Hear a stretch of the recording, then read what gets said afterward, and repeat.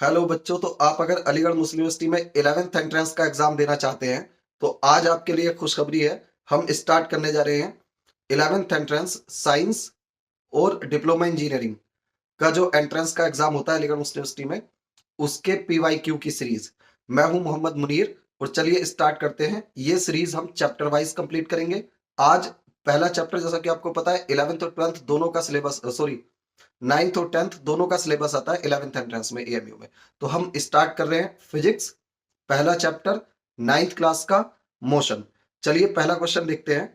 Train travels some distance with speed 30 kilometre per hour and return with speed 45 kilometre per hour, average speed पूछी है।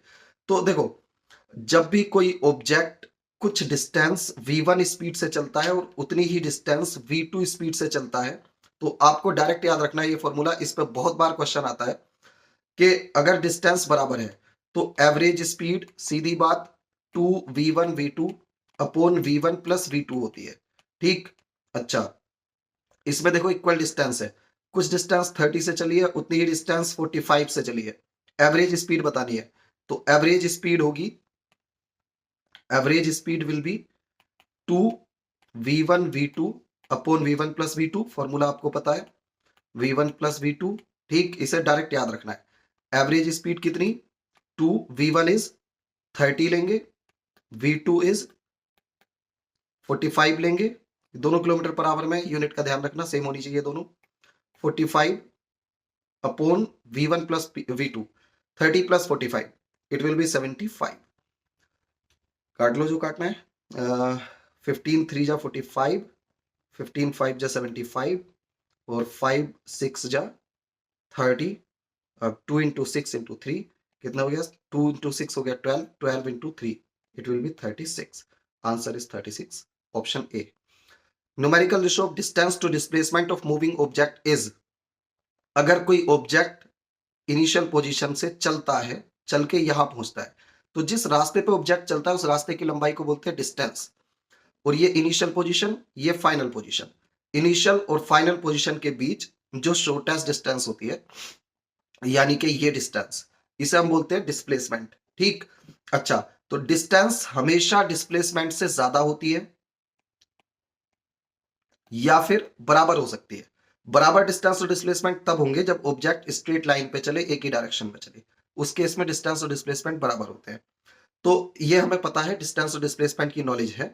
हमसे पूछा है उसने कि डिस्प्लेसमेंट, सॉरी क्या बोला, numerical ratio of distance to displacement, distance upon displacement की वैल्यू पूछी है। तो अगर डिस्प्लेसमेंट कम है डिस्टेंस से, तो डिस्टेंस अपॉन डिस्प्लेसमेंट क्या होगा, 1 से ज्यादा होगा। बराबर भी हो सकते हैं दोनों, तो बराबर भी हो सकता है।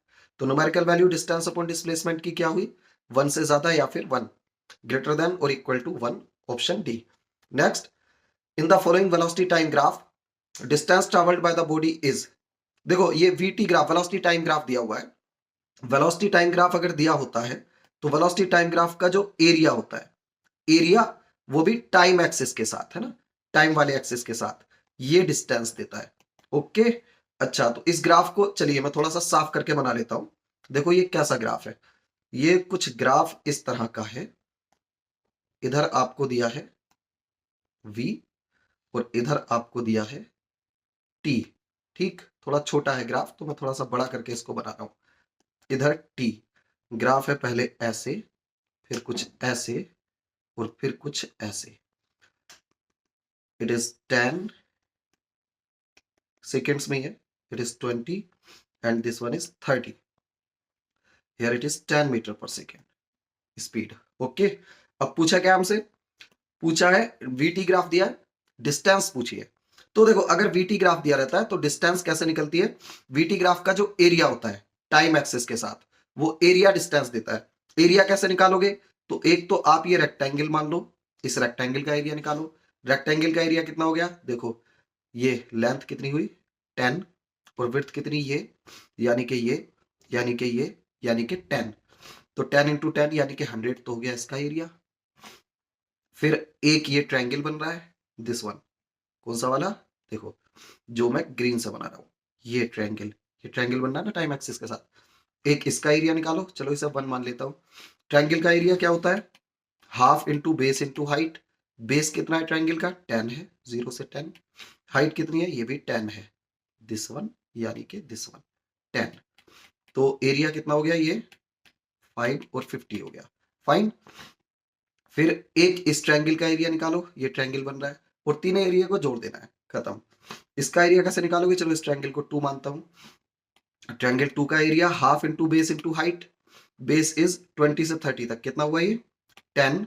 And height is this one यानी कि दिस वन यानी कि दिस वन यानी कि 10। ये भी आया आपका 50। ठीक, तो 50 ये और 100 ये, कितना हो गया टोटल?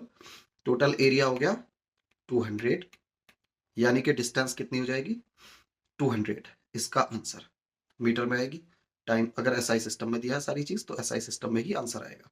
नेक्स्ट क्वेश्चन 4 देखते हैं। Displacement time graph of two particles A and B are straight line inclined at 30 degree with time axis and 30 degree with displacement axis। देखो दो पार्टिकल है और उनका डिस्प्लेसमेंट टाइम ग्राफ दिया हुआ है। इधर मैं टाइम लेता हूं, इधर मैं डिस्प्लेसमेंट लेता हूं। एक पार्टिकल ए ले लेता हूं, एक पार्टिकल बी ले लेता हूं। तो पार्टिकल ए टाइम एक्सिस से 30 डिग्री बना रहा है इसका ग्राफ, और पार्टिकल बी का डिस्प्लेसमेंट के साथ 30 डिग्री बना रहा है respectively. The ratio of velocity of two particle is, A की वेलोसिटी अपॉन बी की वेलोसिटी बताना है।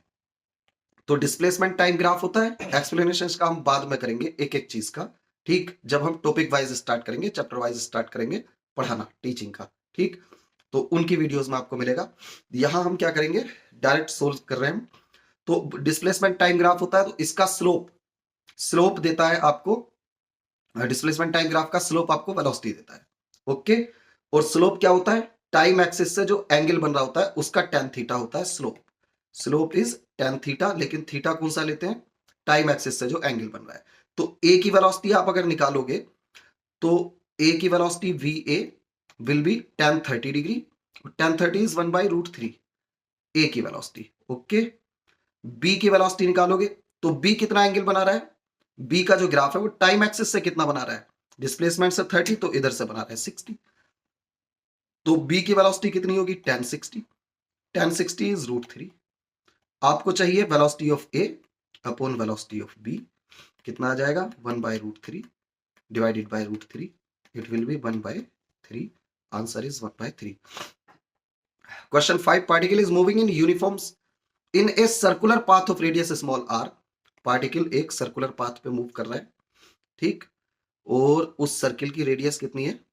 रेडियस उसकी आर है। Okay, next it says displacement after quarter circle would be, यानी कि यहां मान लेते हैं ए पॉइंट है, यहां से चलता है सर्कुलर पाथ पे और क्वार्टर सर्किल कंप्लीट करता है ना। क्वार्टर मतलब कि यहां पे पहुंचेगा बी पे।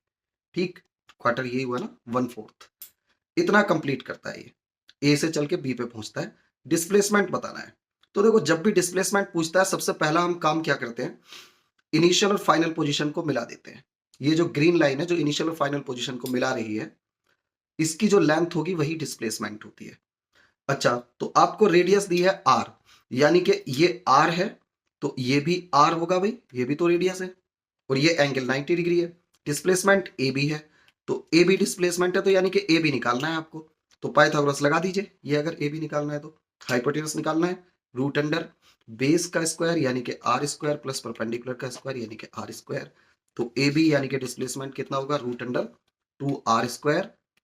आर स्क्वायर को बाहर निकाल लेंगे तो √2 इंटू आर आ जाएगा, √2 इंटू आर।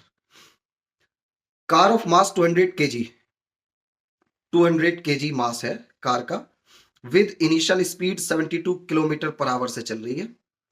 ब्रेक अप्लाई किए, कांस्टेंट डिसेलरेशन हुआ 0.2 मीटर पर सेकेंड स्क्वायर का। Distance covered by car before it stops. देखो इनिशियल स्पीड आपको कितनी दी है बेटा? 72 किलोमीटर पर आवर में दी है, देखिए फाइन। एंड आपको एक्सेलरेशन दिया है, acceleration 0.2 metre per second square में दिया है, ठीक, और आपको डिस्टेंस बतानी है जब तक कार रुक जाएगी यानी कि v विल बी 0। तो आपके पास देखो v है, s है, a है, u है। कौन सी इक्वेशन है जिसमें ये चार चीज आती हैं? Third equation. तो थर्ड इक्वेशन यूज करेंगे, v square equals you square plus 2as। Fine. अच्छा, इसमें एक प्रॉब्लम है, u किलोमीटर पर आवर में दिया है, एक्सेलरेशन मीटर पर सेकंड स्क्वायर में दिया है, तो इसको भी 72 को 5/18 से मल्टीप्लाई करके मीटर पर सेकंड में चेंज कर लेते हैं, तो ये आ जाएगा 18 4 जा 72, 20 मीटर पर सेकेंड। तो अब आंसर जो आपका आएगा, डिस्टेंस जो आएगी वो मीटर में आएगी। सबको सीधे एसआई सिस्टम में रखेंगे तो एसआई सिस्टम में आंसर आएगा।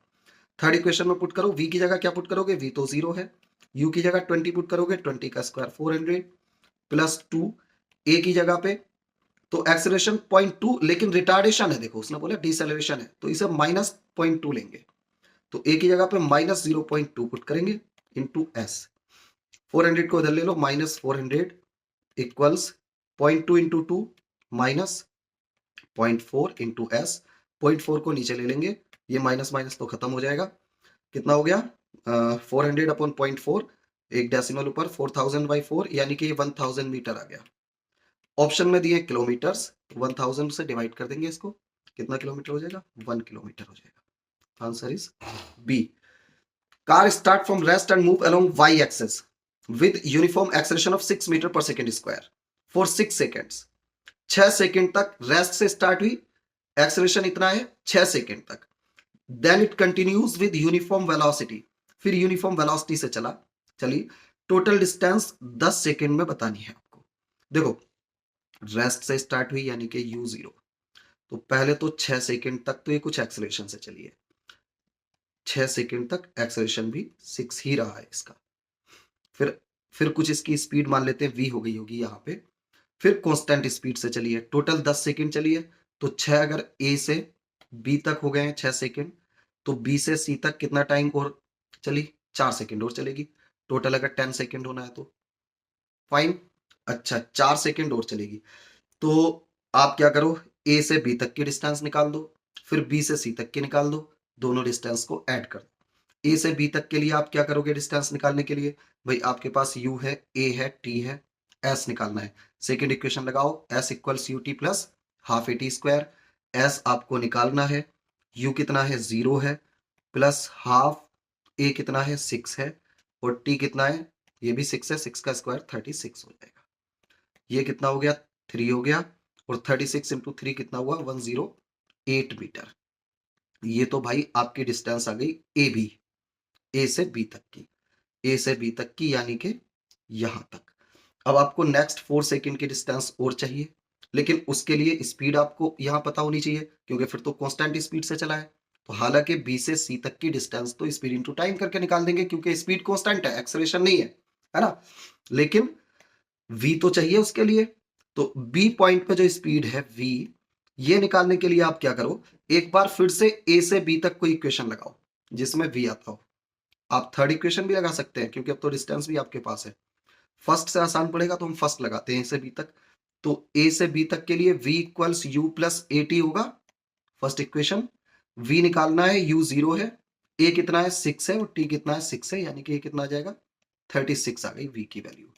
तो अब b से c तक की डिस्टेंस कितनी होगी, b से c तक की distance S B C, speed into time, speed कितनी है 36, और टाइम कितना है b से c तक का, इट इज 4, फिर 36 को 4 से मल्टीप्लाई करो, तो b से डिस्टेंस आ गई, इट विल बी 6 4 जा 24, कैरी 2 एंड 4 3 12 एंड 2 14, 144 मीटर। ठीक, अब दोनों को ऐड कर दो, 108 और 144 को, कितना होगा 144 और 108, इट विल बी, ये आ जाएगा 2, कैरी 1 5 एंड ये 252, option A answer. Next, Abdul while driving to school compute average speed for his trip to be 20 kilometre per our. जब अब्दुल घर से स्कूल जा रहा है तो उसने अपनी एवरेज स्पीड निकाली 20 kilometre per hour. On his return trip along the same route there is less traffic and the average speed is 30। जब अब्दुल वापस आता है स्कूल से घर तो उसकी एवरेज स्पीड आती है कितनी, 30 kilometre per hour. Average speed बतानी है पूरी ट्रिप के लिए। तो भाई देखो ये सिचुएशन भी वही बन गई, भाई जितनी डिस्टेंस जाने में चलेगा अब्दुल, उतनी ही डिस्टेंस अब्दुल वापस आने में चलेगा। तो डिस्टेंस बराबर हो गई, और डिस्टेंस अगर बराबर तो एवरेज स्पीड क्या, 2v1v2 upon v1 plus v2। Fine, formula लगाओ, डायरेक्ट आएगा। एवरेज स्पीड कितनी आ गई, 2, v1 is 20, v2 is 30 upon v1 plus v2 is 30 plus 20 is 50। एक जीरो यहां से उड़ा देते हैं, 5 6 जा 30, और फिर 6 into 2 into 2, 12 into 24। B, the speed time graph of car moving along fixed direction is shown in figure. Obtain the distance traversed by car between t equal to 0 to t equal to 10। फिर से वही है, vt graph है ना, vt graph है, थोड़ा बड़ा करके देख लो, और आपको डिस्टेंस बतानी है। करेंगे क्या भाई, एरिया निकालेंगे इसका। इस बार तो डायरेक्ट ही निकाल दो एरिया, ट्रायंगल है, ट्रायंगल का एरिया क्या होता है, half into base into height, time axis के साथ है ना। बेस इसका 10 है, हाइट इसकी 12 है। समझ रहे हैं बात, तो निकाल देते हैं डायरेक्ट। एरिया विल बी, यानी कि distance will be area, area will be half into base कितना है 10 और हाइट कितनी है 12, इट इज 6 यानी कि 60 मीटर। नेक्स्ट चलते हैं। An athlete complete one round of circular track of diameter 200 metre in 40 seconds, what will be the distance covered by the end of 2 minute 20 seconds. Athlete है, circular path पे चल रहा है, diameter आपको दिया है सर्कुलर पाथ का 200 metre, diameter दिया 200 मीटर, फाइन। और 2 मिनट 40 सेकंड में एक रेवोल्यूशन पूरा करता है, यहां से चलता है 40 सेकंड में फिर से यहीं पे आ जाता है। तो 2 मिनट 20 सेकंड में कितनी डिस्टेंस चलेगा, तो पहले 2 मिनट 20 सेकंड्स को सेकंड्स में चेंज करो। 2 सेकंड्स मतलब 16 टू 60 120 सेकंड और प्लस 20 सेकंड्स, है ना, 2 minute plus 20 second, it will 140 seconds आ जाएंगे टोटल। तो 140 सेकंड में देखो ये कहां होगा, कितनी डिस्टेंस चलेगा। पहले तो ये देखते हैं कितने रेवोल्यूशन ये पूरा करेगा 140 सेकंड्स में। तो 40 सेकंड्स में एक रेवोल्यूशन पूरा करता है, 40 सेकंड्स एक रेवोल्यूशन, 80 सेकंड्स दो रेवोल्यूशन, 120 सेकंड तीन रेवोल्यूशन, 120 सेकंड हो गए, 20 सेकंड अभी बाकी है क्योंकि टोटल 140 सेकंड्स है। तो अगले 20 सेकंड में आधा रेवोल्यूशन चलेगा, है ना। तो कितना हो गया 3.5 रेवोल्यूशन। तो इसने चला कितना, डिस्टेंस कितनी चली 3.5 रेवोल्यूशन के बराबर चली। एक रेवोल्यूशन में डिस्टेंस कितनी होती है 2 पाई आर, या डायमीटर दिया तो डायरेक्ट में पाई डी कर देता हूं, सरकमफ्रेंस पाई डी, है ना। तो एक रेवोल्यूशन में पाई डी चलता है, 3.5 रेवोल्यूशन में कितना चलेगा 3.5 into pi into diameter, diameter is 200, है ना। पाई को हम 22/7 करेंगे, है ना। डेसिमल हटा के फिर यहां एक जीरो लगाएंगे, जीरो तो यहां से उड़ जाएगा, ठीक है। 7 से ये 5 टाइम्स जाएगा, क्या आ रहा है 5 एक बच रहा है, 22 एक बच रहा है, और 20 एक बच रहा है, राइट। अब इनको मल्टीप्लाई कर दो, ये हो गया आपका 4400, 20 को इससे मल्टीप्लाई किया तो इंटू 5, 5 को कर लो 0, 5 4 जा 20, carry 2, 5 20 20 200 metre. Train covers half of its journey at speed 10, फिर से वही देख रहे हैं कितनी बार आया, ये बहुत ज्यादा आता है, इक्वल डिस्टेंस वाला क्वेश्चन बहुत ज्यादा आता है। And other half with 15 metre per second. Average speed बतानी है, 2v1v2 upon v1 plus v2, 2 10 15, आराम से उड़ा दोगे इसको, अपॉन 10 प्लस 15 इज 25, 5 से यह करोगे तो 5 टाइम्स जाएगा, 2 टाइम्स जाएगा, 5 से फिर से कर लो 3 टाइम्स जाएगा, 3 2 जा 6 2 जा 12। Next, a motor starting from rest accelerate in straight line at constant rate of 3 meter per second square for 8 second, how far does the boat travel during this time। फिर से देखो, जो चीज आपको दी है पहले वो सब लिख लो, और जो पूछा है उसे लिख लो, फिर देखो कौन सी इक्वेशन हम इसमें यूज कर सकते हैं, उस इक्वेशन को लगा दो। Motor starting from rest, starting from rest जैसे ही आपने देखा मतलब यू की value 0। Next, accelerate in straight line at constant rate of 3 metre per second square, unit से देख लो 3 मीटर पर सेकेंड स्क्वायर मतलब एक्सेलरेशन है 3 metre per second square, fine. For 8 seconds, time is 8 seconds, how far does boat travel during this time, distance you have to calculate. तो UATS कौन सी equation में आता है? सेकेंड इक्वेशन में आता है। Second equation is S equal to UT plus half AT square, U zero है तो प्लस यूटी वाला टर्म तो जीरो ही हो गया, हाफ ए इज कितना है 3 और टी स्क्वायर 8 का स्क्वायर कितना होगा 64, 2 से ये 32 हो गया, 3 से मल्टीप्लाई करेंगे 6 और 3 3 9, 96 metre C. The position time graph, the position of an object moving along X axis is given by, देखो किसी टी टाइम पे पोजीशन इसकी दी हुई है ए प्लस बी टी स्क्वायर, है ना, टाइम की वैल्यू अलग अलग पुट करोगे एक्स की वैल्यू अलग अलग आएगी, है ना, तो एक्स एक्सिस के अलोंग जा रहा है, अलग अलग टाइम पे अलग अलग पोजीशन है। What is average velocity between T equal to 2 and T equal to 4 second. देखो एवरेज वेलोसिटी अगर हम बात करें एवरेज वेलोसिटी की, तो सीधी सी बात तो ये है कि एवरेज वेलोसिटी, वेलोसिटी होती है final position minus initial position upon time, है ना, टाइम इंटरवल, जितना टाइम में उसकी पोजीशन इतनी चेंज हुई, change in position upon time ये भी बोल सकते हैं। तो देखो आप क्या करो, फाइनल पोजीशन निकालो। फाइनल पोजीशन मतलब कि पोजीशन किसी टी टाइम पे तो आपको ये दी है ना, आपको फाइनल पोजीशन निकालनी है।